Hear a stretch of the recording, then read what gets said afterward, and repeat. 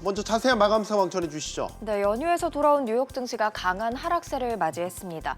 화요일장을 압박한 두 가지 요인은 국채금리 급등과 실망스러운 골드만삭스의 실적이었습니다. 3대 주요 지수 일제히 급락세를 보였는데요. 다우지수가 1.51%, S&P 500 지수가 1.83%, 그리고 나스닥 지수가 2.6%의 하락률을 기록했습니다. 먼저 증시를 압박한 미10년물 국채금리부터 확인해 보시죠. 지난주에 1.7%대에서 마감했던 금리가 1.877%까지 올라왔습니다. 2년 만에 최고치입니다. 30년물, 2년물 금리도 급등세를 나타냈는데요. 특히 통화정책에 민감한 2년물 금리는 2년 만에 1%를 웃돌았습니다. 채권 시장이 미 연준의 공격적인 긴축을 선반영하고 있다는 분석인데요. 공격적인 긴축으로 수요 둔화를 유도하려는 미 연준의 노력은 경기 회복세 둔화로도 이어질 수 있어서 주식시장은 채권 시장을 주시하면서 높은 변동성을 보일 수 있습니다.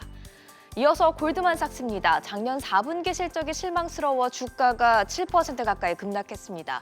임금 인상 등으로 영업비용이 23%나 급증하면서 순이익이 시장 예상치를 밑돌았는데요. 7% 가까운 하락률로 마감을 했지만 장중에는 8%가량 하락하면서 2020년 6월 이후 최악의 하루를 보냈고 금요일장을 기준으로 시가총액 100억 달러가 사라지기도 했습니다. 그리고 물론 골드만삭스의 충격은 다른 은행주로도 이어지면서 JP모건이 4% 이상의 하락률을 기록했습니다.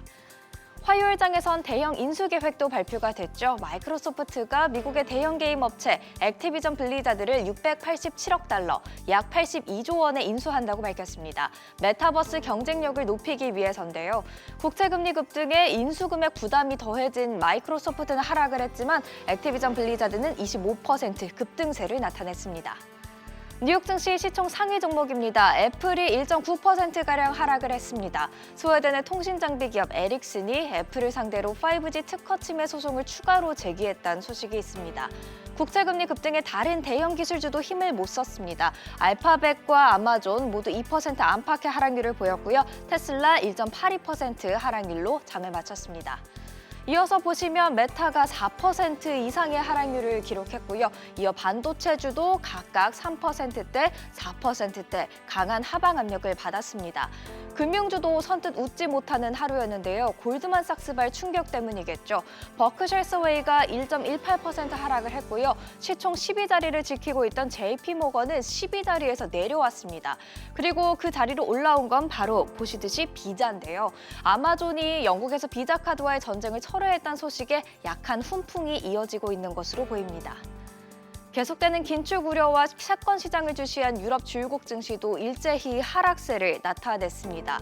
한편 마이크로소프트의 액티비전 블리자드 인수 소식에 프랑스의 게임 회사 유비소프트의 주가도 혹시 모를 인수 기대감에 급등하는 모양새였습니다.